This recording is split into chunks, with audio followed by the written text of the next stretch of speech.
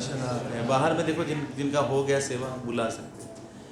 चक्षुरुन्मिलितं येन तस्मै श्रीगुरवे नमः। श्रीचैतन्यमनोभीष्टं स्थापितं येन भूतले स्वयं रूप कदा मह्यं ददाति शपदान्तिकं। वन्देऽहं श्रीगुरो श्रीयुतापदकमलं श्रीगुरून् वैष्णवांश्च श्रीरूपं साग्रजातं सहगना रघुनाथान्वितं तं सजीवं साद्वैतं सावधूतं परिजनसहितं कृष्णचैतन्यदेवं श्रीराधा कृष्णपदान् सहगना ललिता श्रीविशाखान्वितं च नमो विष्णुपादाय कृष्णपृष्ठाय भूतले श्रीमते भक्तिवेदांत स्वामिनिति नामिने। नमस्ते सरस्वती देवे गौरवाणी प्रचारिणे निर्विशेष शून्यवादी पाश्चात्यदेशतारिणे। श्रीकृष्ण चैतन्य प्रभु नित्यानंद श्री अद्वैत गदाधर शिवासादि गौरभक्तवृंद। हरे कृष्णा कृष्णा कृष्णा हरे हरे, हरे राम राम राम हरे हरे। रामाय रामचंद्राय रामभद्राय वेदसे रघुनाथाय नाथाय सीताया पतये नमः।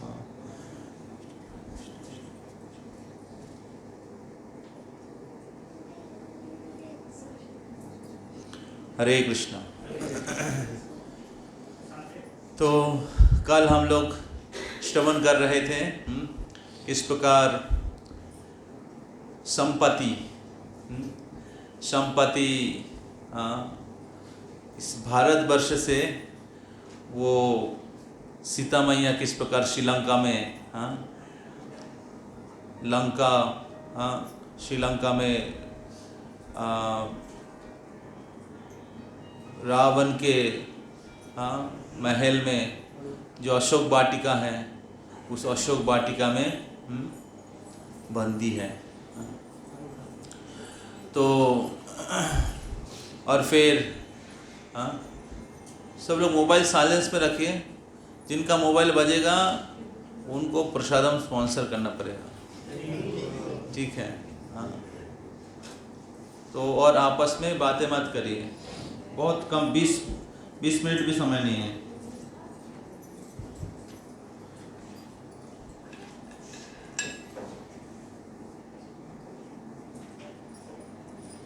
बाहर में कोई है क्या? किचन में कितने लोग हैं? पैकिंग नहीं हुआ क्या अभी तक?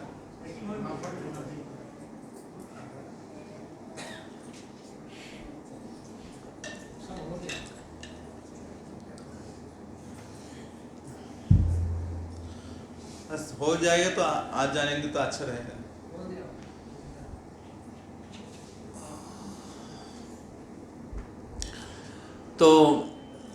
तो संपत्ति से इस प्रकार सीता मैया के खबर प्राप्त करने के बाद हम लोग चर्चा कर रहे थे किस प्रकार जो बानर सेनाओं में सब लोग बातचीत करने लगे थे कौन जाएगा। फिर अंत में जाम्बवान हनुमान को रिमाइंडर करते हैं और उनको आदेश करते हैं जाने के लिए। तब हनुमान जी महेंद्र पर्वत के ऊपर चढ़े जो समुद्र के पास है दक्षिण की तरफ और उसमें चढ़कर हनुमान जी राम और सीता का स्मरण किया, उनके गुरुजनों को स्मरण किया, स्मरण करके प्रार्थना करके भगवान श्री राम का नाम लेकर जय श्री राम जय श्री राम जय सिया राम। तो भगवान के नाम लेकर उन्होंने छलांग लगाया। तो अभी हनुमान जी जब लंका की ओर छलांग लगाया, लंका की तरफ जा रहे थे, हाँ, तब क्या हुआ, हाँ, बहुत सुंदर रूप से, हाँ, रामायण में वर्णन किया गया है। तो जब हनुमान जी समुद्र के ऊपर से, हाँ, जा रहे थे, हाँ, लंका की ओर, बहुत क्या कहते हैं स्पीड से, हाँ, तो आधा रास्ता तय करने के बाद, हाँ, आधा रास्ता जब तय किया, मतलब कितना टोटल डिस्टेंस कितना है, क्विज में आएगा, कितना 800 माइल, हाँ, 100 योजन। तो तब क्या हुआ, सब देवता लोग देख रहे थे ऊपर से, क्योंकि रावण देवता का शत्रु था। अभी ये हनुमान के ऊपर निर्भर कर रहा है कि देवता की स्थिति क्या होगा। तो लोग सोच रहे हैं कि अगर हनुमान जी बीच में थक गए तो क्या होगा, हाँ, अगर वो पूरी रास्ता तय नहीं कर पाएंगे तो क्या होगा, हाँ। तो तब देवता लोगों में से एक जन है वरुण देव, हाँ, तो उन्होंने क्या किया, समुद्र के नीचे से एक बहुत सुंदर पर्वत, हाँ, तो पहले जमाना में सब पर्वत लोग आसमान में तैरता था, पता है आप लोगों को, भागवतम में है। तो पर्वत लोग का पंख रहता था, हाँ। तो एक बार इंद्र के साथ झमेला हुआ, क्योंकि इंद्र बरसात की देवता है, उनके साथ थोड़ा सा क्लैश हो गया, तो इंद्र ने सारा पंख को काट दिया। पर्वत भी एक आत्मा है, हाँ, ज़्यादातर पर्वत, हाँ, तो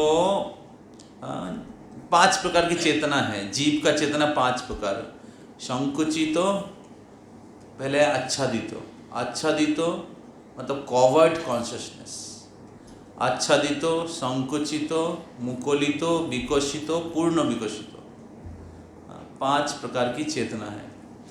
तो आच्छादित चेतना जे आछे এটা হচ্ছে পাহাড়ের চেতনা, পাহাড়েরও প্রাণ আছে, যেরকম হিমালয় পর্বত, বিন্ধ্যাচল পর্বত, এরা একজন ব্যক্তি, গঙ্গা একজন ব্যক্তি, তুঙ্গভদ্রা ব্যক্তি, ভগবানের শক্তি, তো এই বরুণ দেব সমুদ্রের নিচ থেকে একটা খুব সুন্দর বিশাল পর্বত, যেটা সোনা দিয়ে, ওর চূড়াটা হচ্ছে সোনা দিয়ে মোড়া, সেই মৈনাক পর্বতকে তুলে দিয়েছে। হনুমান যাচ্ছে আর সমুদ্র থেকে মৈনাক পর্বত উঠে এসছে, যাতে হনুমান বিশ্রাম করতে পারে। तो तब क्या हुआ, ये मौनाक पर्वत तो आए ही हैं, और मौनाक पर्वत के जो स्वयं मौनाक पर्वत, हाँ, वो आके हनुमान जी को निवेदन कर रहे हैं कि मेरे प्रिय हनुमान जी, आप इतने दूर यात्रा करेंगे, हाँ, अभी तक तो आप आधा रास्ता तय किया है और आधा रास्ता बचा है, तो थोड़ा आप विश्राम ले लीजिए। तो विश्राम लेने से आपको सुविधा होगा आगे पहुंचने के लिए लंका। तो तब हनुमान जी उनको धन्यवाद दिया कि आपको धन्यवाद कि आपने, हाँ, हमारे लिए इतना आपने सोचा, हाँ। लेकिन मेरे प्रभु प्रिय राम वो सीता मैया के एंजाइटी में है, सीता मैया की चिंता में है, हाँ। और माल्यवंत में, किष्किंधा में राम जी उधर, हाँ, उधर दिन रात सीता मैया के विरह में कालातिपात कर रहे हैं, हाँ। मैं कैसे विश्राम ले सकता हूँ, हाँ। सीता मैया का खोज के बिना मैं कैसे विश्राम ले सकता हूँ? तो मेरे पास समय नहीं है, हम विश्राम नहीं ले सकते। तो उन्होंने क्या किया? हनुमान जी मैनाक पर्वत को धन्यवाद दिया और उन बोले कि आपकी जो सेवा है, मैं आपकी सेवा को स्वीकार करता हूँ, लेकिन मेरे को आगे जाना है। तो मैनाक पर्वत को स्पर्श करके हनुमान जी आगे निकल गए। तो ये जो मैनाक पर्वत जो है, ये लेजीनेस को रिप्रेजेंट करते हैं। तो जब हम सेवा करते, कुछ महत्वपूर्ण सेवा करते, भक्ति करते हैं, तो मन हमें बोलता है अभी रेस्ट ले लो, बहुत मेहनत आपने किया है, इतना परिश्रम किया है, सेवा किया है, थोड़ा रेस्ट ले लेने से कोई प्रॉब्लम नहीं है। और बहुत बार क्या होता है, हम रेस्ट लेने के लिए जाते हैं और उधर ही हम लोग सो जाते हैं।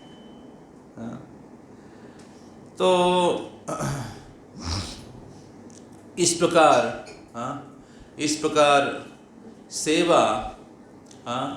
सेवा पीछे पड़ जाता है। सेवा में बहुत प्रकार के अड़चन आ जाते हैं। भौतिक जगत में लोग ये प्रिंसिपल फॉलो करते हैं, समय वेस्ट नहीं करते हैं। किस लिए? पैसा कमाने के लिए। बाहर के जगत में एक ये कंपनीज में ये स्लोगन है, टाइम इज़ मनी। क्योंकि जितना समय आप काम करेंगे उतना ज़्यादा, विशेष करके बिजनेस वर्ल्ड में, उतना ज़्यादा पैसा कमाएंगे। तो वो लोग भी टाइम का वैल्यू देते हैं, लेकिन किस लिए? इंद्रिय तृप्ति के लिए। तो लेकिन भक्तों लोग टाइम को वेस्ट नहीं करते, किस लिए? आध्यात्मिक मार्ग में आगे बढ़ने के लिए। भक्तों लोग ने, हम लोग शास्त्र से सुना है, मनुष्य नाम सहस्रेषु कश्चित् चतति सिद्धये। हजार व्यक्ति में कदाचित एक जन भगवान को जान पाते हैं। मनुष्य जीवन बहुत दुर्लभ है। मनुष्य जीवन में ही आप भगवान को प्राप्त कर सकते हैं। और उसमें से कितना समय हमने तो भक्ति नहीं करके बिता दिया है। किसी ने 50 साल की उम्र में भक्ति में आए, किसी ने 60 साल की उम्र में भक्ति में आए, किसी व्यक्ति 20 साल में आए। इसका मतलब जितना उम्र के बाद हम भक्ति में आए, उतना समय आपने वेस्ट किया है। और आगे बुढ़ापा आएगा, उस समय ना चल पाएंगे, ना देख पाएंगे अच्छे से, ना कोई तपस्या कर पाएंगे। उस समय भी ठीक से भक्ति नहीं हो पाएगा। तो इसलिए जितना समय हमारे पास है, वो हमें सही तरीके से सदुपयोग करना चाहिए। सदुपयोग करना चाहिए। तो चाणक्य पंडित कहते हैं कि एक क्षण भी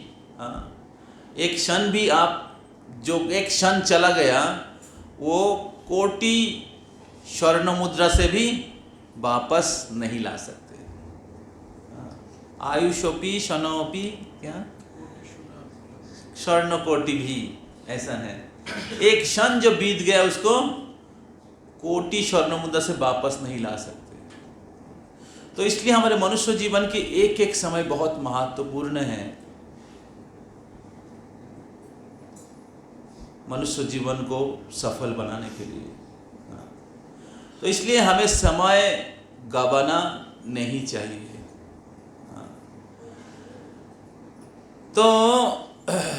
तो इसलिए हनुमान जी से सीखना चाहिए कैसे हमें लेजीनेस को ओवरकम कर सकते हैं। हमारे आलस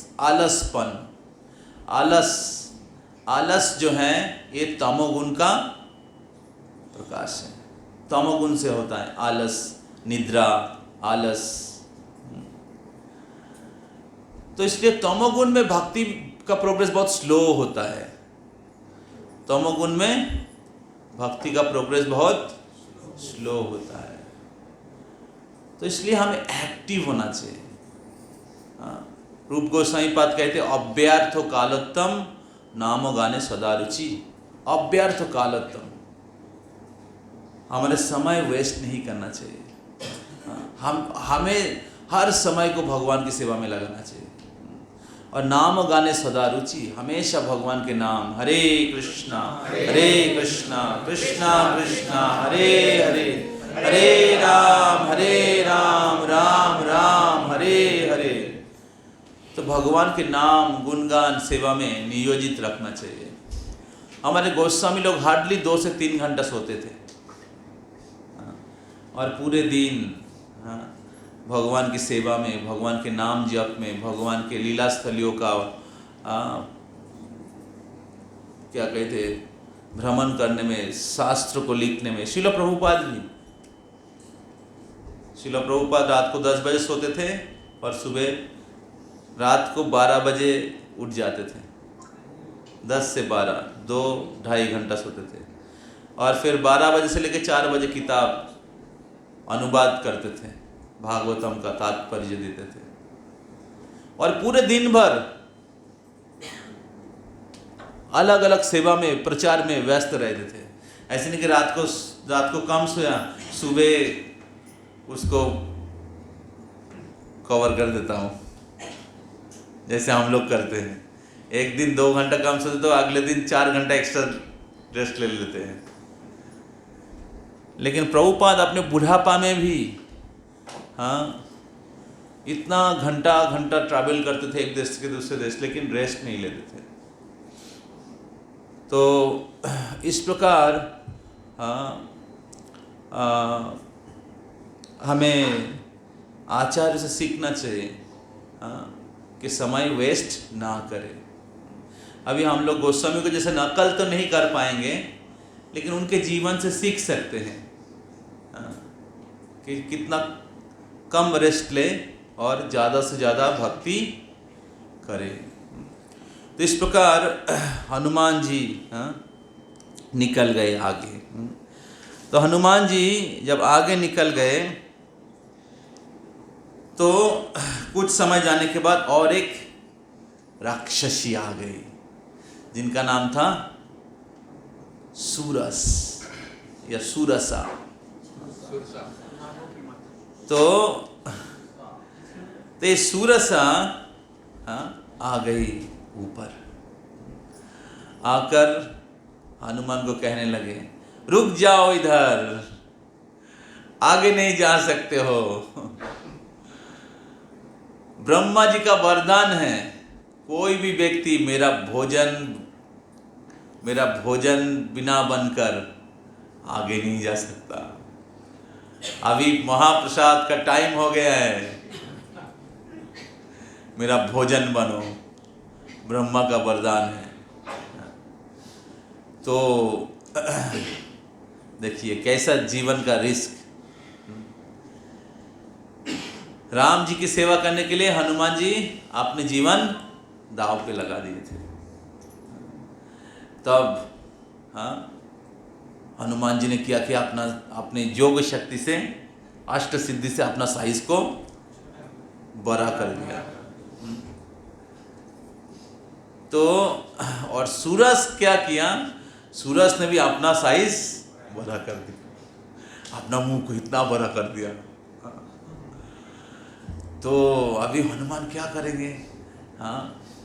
हनुमान जितना बड़ा किया, सूरज उससे भी बड़ा कर दिया। तो अब हनुमान सोचने लगे, how can I serve my lord Ram, किस प्रकार मैं राम जी की सेवा कर सकता हूँ।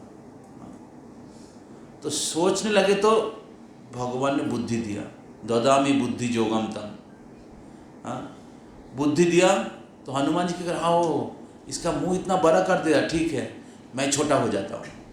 तो हनुमान जी तुरंत छोटा होकर सूरज के मुंह में थोड़ा परिक्रमा करके निकल गया।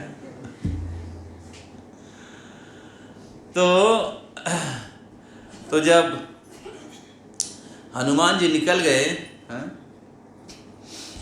तो ये सूरस जो था बहुत खुश हो गया। तो उन्होंने कहा कि मैं इसी दिन का अपेक्षा कर रहा था, कब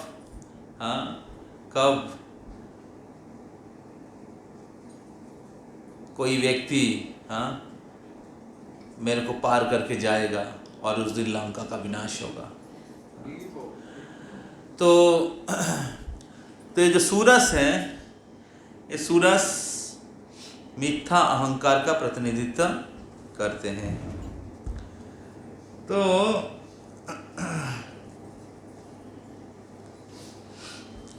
तो जब हम लोग कुछ सेवा करते हैं तो सेवा में विशेष करके भक्तों के साथ हम लोग जब सेवा करते हैं तो तब क्या होता है, अलग अलग भक्तों के साथ हमारा थोड़ा ईगो क्लैश होता है। सीनियर भक्तों के साथ या अथॉरिटीज़ के साथ ईगो क्लैश होता है, अहंकार। तो और उसमें हम लोग इतना फंस जाते हैं, लड़ाई झगड़ा कर लेते हैं और सारा सेवा को तोड़ फोड़ कर देते हैं। समझ में आ रहा है? बहुत बार हम लोग बुक डिस्ट्रीब्यूशन करने के लिए जाते हैं, किताब वितरण करने के लिए जाते हैं, अगला व्यक्ति बोलते इधर आप टेबल लगा नहीं सकते, और वो अपना साइज़ बड़ा कर देता है और हम लोग भी अपना साइज़ बड़ा कर देते हैं और फिर फाइट हो जाता है और फिर वो लोग और भी 10 लोगों को लेके आ जाते हैं, भागो इधर से। समझ में आ रहा है? तो अगर वो अहंकार करता है और हम भी अपना अहंकार दिखाते तो क्या होता है, सेवा खत्म हो जाता है। समझ में आ रहा है? घर में भी अगर पति ने अपना साइज बड़ा कर दिया, पत्नी भी अपना साइज बड़ा कर दिया तो क्या होगा, कुरुक्षेत्र हो जाएगा। ऐसे ही हो रहा है।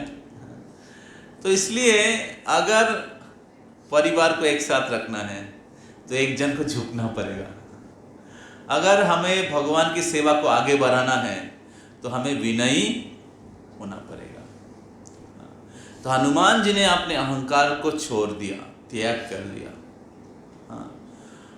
क्योंकि वो सोच रहे थे मैं अगर अहंकार दिखाऊंगा तो राम जी का सेवा रुक जाएगा, मैं अगर अहंकार दिखाऊंगा तो राम का सेवा नहीं हो पाएगा। तो इसलिए मेरे लिए मेरा अहंकार का कोई वैल्यू नहीं है। राम की सेवा महत्वपूर्ण है, गुरु की सेवा महत्वपूर्ण है, कृष्ण की सेवा महत्वपूर्ण है। और इसलिए हनुमान जी ने अपना अहंकार छोड़ दिया और विनयी हो गए हैं। तो इस प्रकार ये विनम्रता बहुत ही महत्वपूर्ण है, जिसके द्वारा हम लोग भगवान की सेवा को आगे बढ़ा सकते हैं।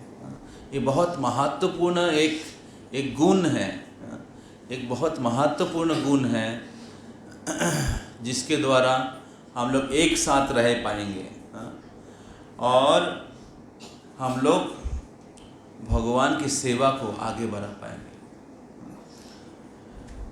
तो इस प्रकार हनुमान जी सूरासा के मुंह से घुसकर आगे बढ़ गया। जब आगे बढ़ गए तो आगे और एक राक्षसी आई, और ये राक्षसी बहुत ही खतरनाक है, जो छाया को पकड़ के व्यक्ति को पकड़ लेते हैं। तो हनुमान जी ऊपर से जा रहे थे, जैसे आप एयरप्लेन में ट्रैवल किया है ना, तो फ्लाइट में तो बहुत स्पीड से जाता है। तो हनुमान जी बहुत स्पीड से जा रहे थे और उनकी छाया नीचे समुद्र की तरफ गिर रहा था। तो ये जो राक्षसी है, ये राक्षसी हनुमान के छाया पकड़ लिया और हनुमान आगे नहीं जा पा रहे, जैसे फ्लाइट रुक गया, आगे नहीं जा पा रहे, आगे नहीं जा पा रहे। तो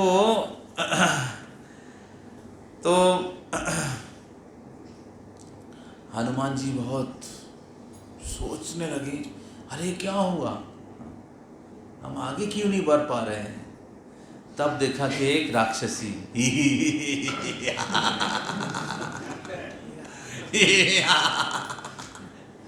आजा हनुमान, आप हम तुमको खा जा।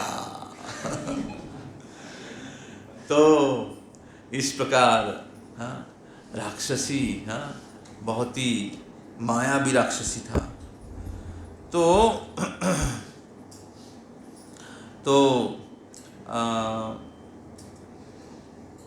उन्होंने क्या किया, हनुमान को एक मुक्का मारा, हनुमान को, पर तुम्हारा इतना हिम्मत, मेरे सामने से लंका तुम प्रवेश करते हो, मारा एक। और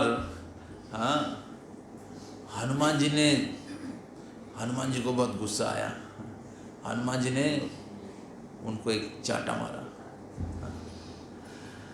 तो जब ही हनुमान जी ने चाटा मारा, बोले हाँ तुम हमें चाटा मारा, तुम्हारा इतना हिम्मत, तुम हमें चाटा मारा। तो तब ये जो राक्षसी थी, इनका नाम था श्रृंगिका, सिम्भिका या सिम्हिका। तो इन्होंने कहा कि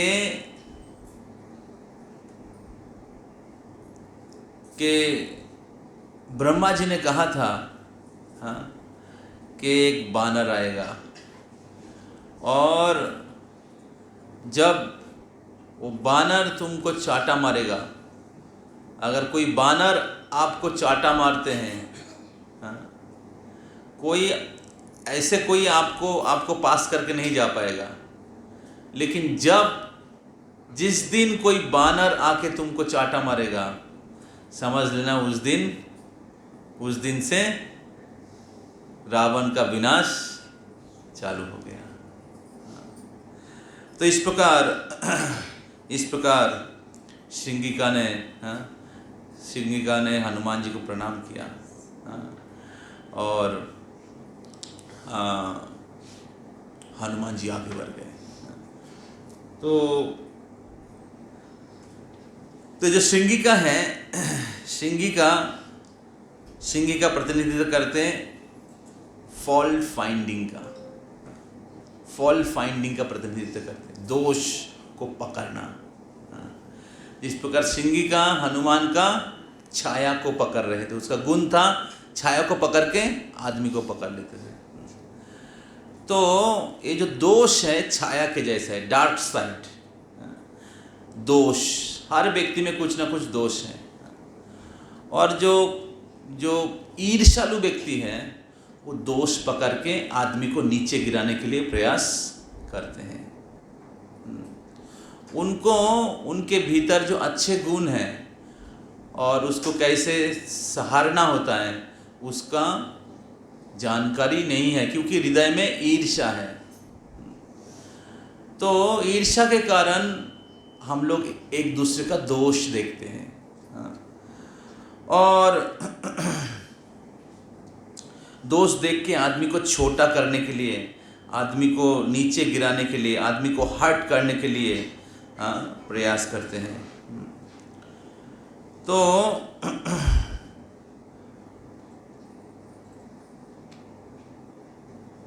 इस प्रकार पूरे जगत में लोग एक दूसरे का दोष देखते हैं, एक दूसरे के साथ फाइट करते हैं, एक दूसरे के साथ लड़ाई करते हैं। तो लेकिन वैष्णव लोग दूसरे का गुण देखते हैं, दूसरे का दोष नहीं देखते हैं। वैष्णवेर गुणग्राही ना देखे तार दोष, काय मन वाक्य करे वैष्णव संतोष। वैष्णवेर गुणग्राही ना देखे तार दोष। तो जो असल में वैष्णव है, मध्यम अधिकारी, उत्तम अधिकारी, दूसरे का दोष नहीं देखते हैं, उसके अंदर जो अच्छे गुण हैं उसको देखते हैं, और जो दोष हैं उसको ओवरलुक करते हैं या बेनिफिट ऑफ डाउट।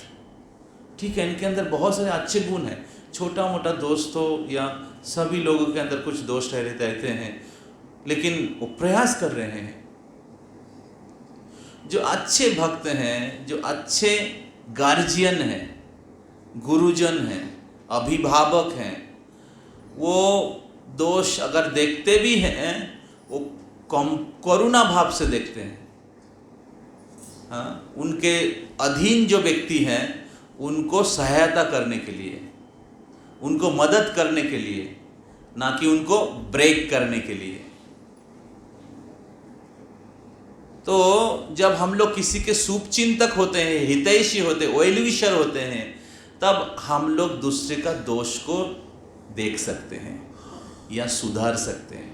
लेकिन अगर हमारे हृदय में ईर्ष्या भरा हुआ है और अगर आप किसी को रेक्टिफाई करना चाहेंगे या किसी को रेक्टिफाई करना चाहेंगे तो आपका सजेशन उसको हर्ट करेगा, क्योंकि आप उनके वेल विशर, आप उनके प्रति क्या कहते हैं, शुभचिंतक भाव नहीं है, ईर्ष्या है। तो इस प्रकार जो कुछ भक्तों को सेवा है कि दूसरे को मदद करे। जैसे गुरु का कर्तव्य शिष्य का दोष सुधारे, माता पिता का कर्तव्य है बच्चे का सही तरीके से गाइड करे। तो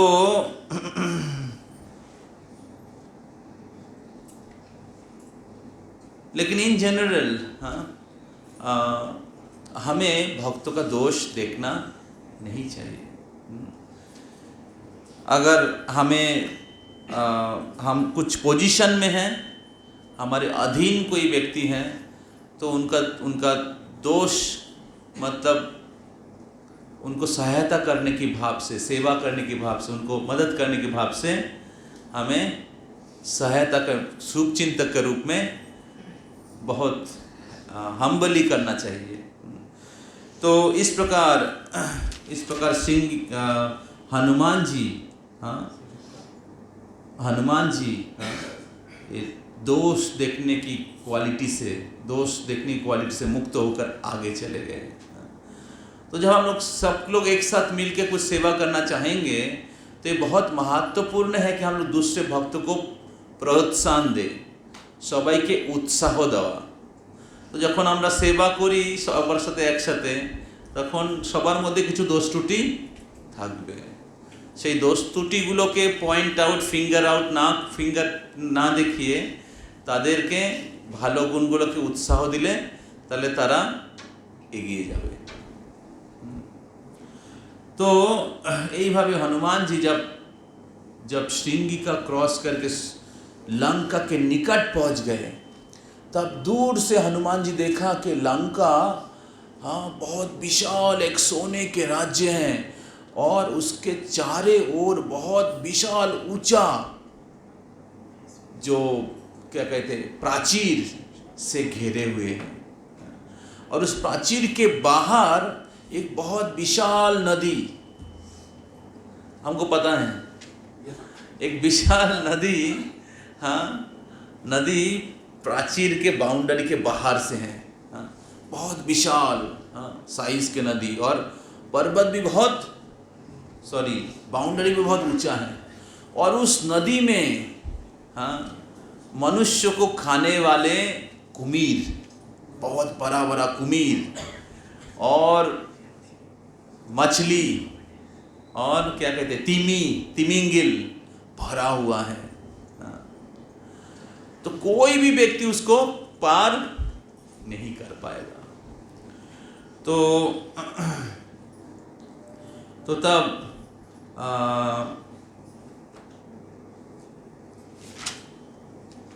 तब हनुमान जी ने क्या किया, एक छोटा रूप धारण कर लिया।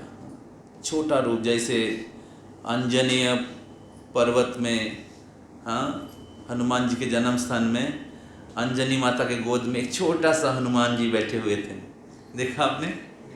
छोटा लेकिन हनुमान ही है, हनुमान जैसे शेप है। तो ऐसे छोटा रूप धारण करके उस प्राचीर के ऊपर आके बैठे। और जब ही आग के ऊपर बैठा तो और एक राक्षसी आ गई, जिनका नाम है लंकिनी, जो लंका का सिक्योरिटी गार्ड। तो जब लंकिनी आके हनुमान जी को पकड़ लिया, और उसके बाद क्या हुआ हम लोग ट्रेन में सुनेंगे। हरि बोल। तो इस प्रकार हनुमान जी लंका भी प्रवेश नहीं किया, लंका के बाउंड्री में है, और लंकिनी पकड़ा। तो कैसे लंकिनी से छुटकारा पाकर श्रीलंका में घुसेंगे, सीता महारानी की खोज लेंगे, तो हम लोग अगले एपिसोड में सुनेंगे। श्री रामचंद्र भगवान की जय, सीता मैया की जय, राम भक्त हनुमान की जय, जगत गुरु शिल प्रभुपाद की जय, गौर प्रेमानंदे हरि हरि बोल। तो हम लोग कुछ ट्रेन का अनाउंसमेंट अभी करेंगे, और उसके बाद ट्रांसपोर्ट टीम गाड़ी आ गया।